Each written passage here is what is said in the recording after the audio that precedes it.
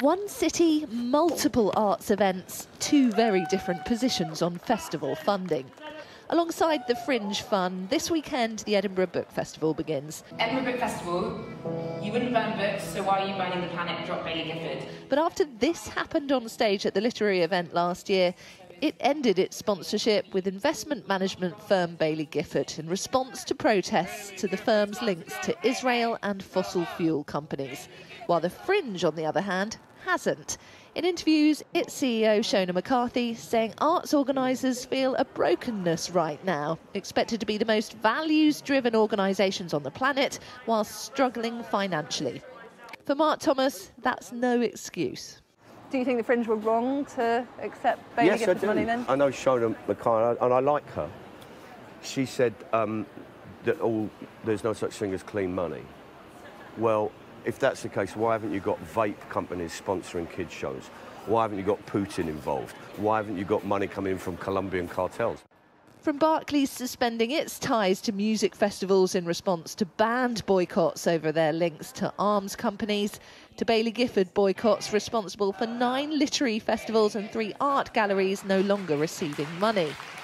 That's deeply moving to me as a Palestinian musician and human rights defender in the UK. I think that it shows that the power that musicians and artists more generally have when we work together.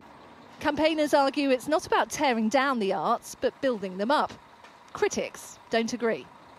I think it's great to have a wide range of perspectives on how you build up the arts. I do think that you have to be very careful to preserve what you already have, and it's a tricky environment for all of us at the moment.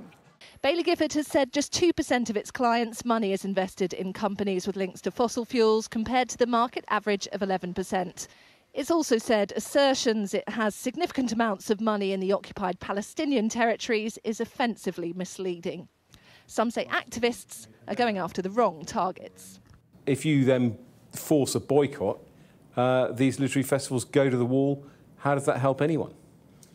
With a loyal following, Green Man in the Brecon Beacons has always refused to be tied into any corporate deals. We've never had corporate sponsorship ever. We've been offered it quite a lot. If the public are putting money into it and buying products, as it were, from that organisation, and they don't feel happy about the associations those festivals are in, they have a right to say something. No one likes you, Nigel. That's why they elected me. The news is why. Renewed scrutiny of how arts festivals are financed, making for a summer of discontent. Katie Spencer, Sky News.